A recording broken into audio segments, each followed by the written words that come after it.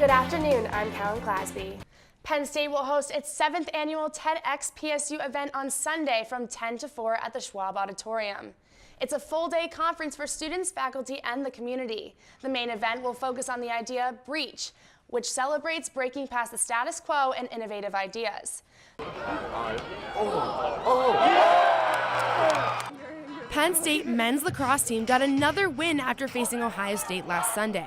The Nittany Lions scored 9 goals to the Buckeyes 4 in front of a record-breaking crowd at the Penn State lacrosse fields.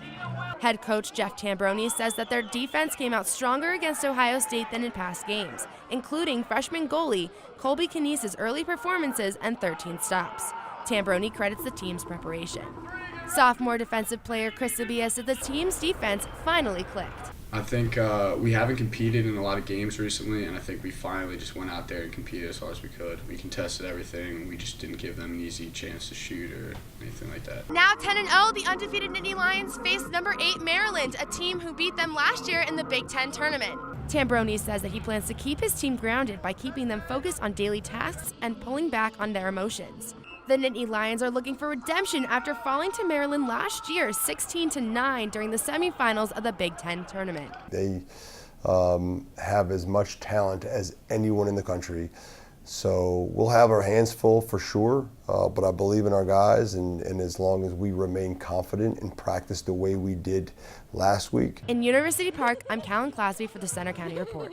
They heard the rumor that the council was going to allow 55 and older to fish in the pond, and they came at us with both barrels blazing, saying that this isn't going to happen. Here at Reservoir Park, kids have been catching and releasing fish for decades, but with this new ordinance, things are about to change.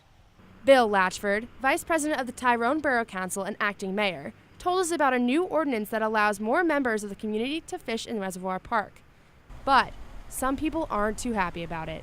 Latchford said that groups have asked to coordinate senior citizen field trips to fish at the park every year, and he feels that as taxpayers, they should be allowed to take advantage of the pond. We've never really contemplated doing anything for anyone above 16 years of age. It's always been fish rodeos and things like that for the youth of town.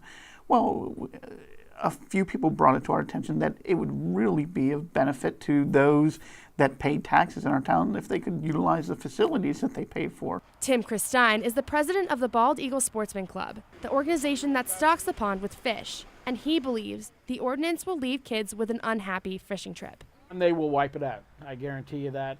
Secondly, it's the only place left exclusively just for kids. And that, when you take a child when they're growing up and it's hot summer and they're on vacation, they had nothing to do. They want to go up. They can go up and go fishing and catch stuff. The council made a compromise with the club by increasing the age of seniors to 65, limiting the amount of fish they can bring home each day, and not allowing seniors to fish until after the second rodeo on April 29th. But for some, that's still not enough. They can put all the rules you want to. They have no way to enforce it. They'd have to have it patrolled all the time, and it won't happen. Latchford, however, says the rules are still a work in progress. In Tyrone, I'm Callan Clasby for the Center County Report. Penn State now says 3 cases of mumps are confirmed on the University Park campus. The State Department of Health is also monitoring the situation, and patients have been isolated.